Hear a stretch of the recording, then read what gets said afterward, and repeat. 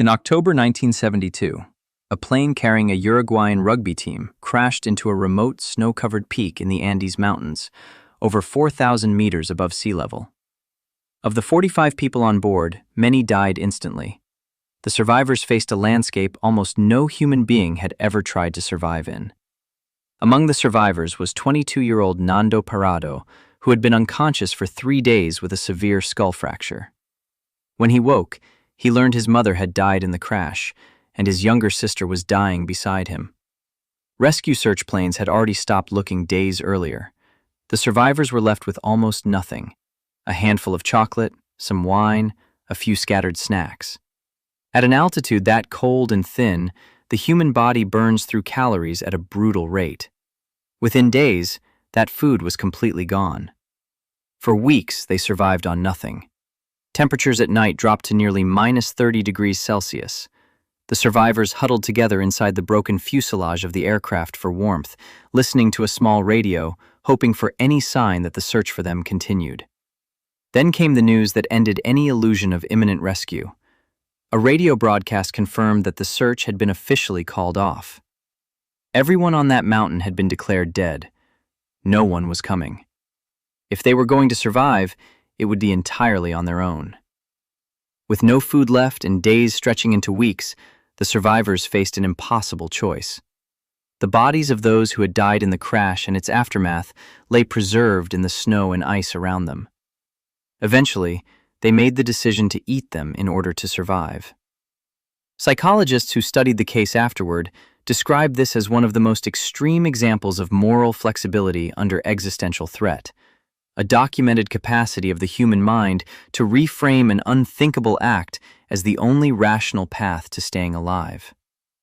Nando later said the decision was made easier by a specific reframe, that the bodies of the dead had become, in a sense, a final gift, that his friends and family would have wanted the living to survive using whatever was left behind.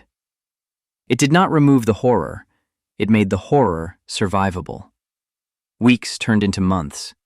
An avalanche struck the wreckage in the middle of the night, killing several more survivors as they slept and burying the rest for days. Somehow, those who remained kept finding a way to endure one more day and then another. By December, 10 weeks after the crash, Nando made a decision that would define the rest of his life. He and a fellow survivor, Roberto Canessa, decided to climb out of the crash site and walk toward Chile, hoping to find help. With no map, no equipment, and no real understanding of the terrain ahead. What they didn't know was that the mountain they climbed to get a better view was not a foothill at the edge of the range as they'd hoped, but one of the tallest peaks in the entire Andes. From the summit, all they could see was more mountains, in every direction, for as far as the eye could reach. Neuroscientists studying extreme endurance describe this exact moment, a catastrophic realization that should logically end all effort, as one of the most dangerous psychological thresholds in survival.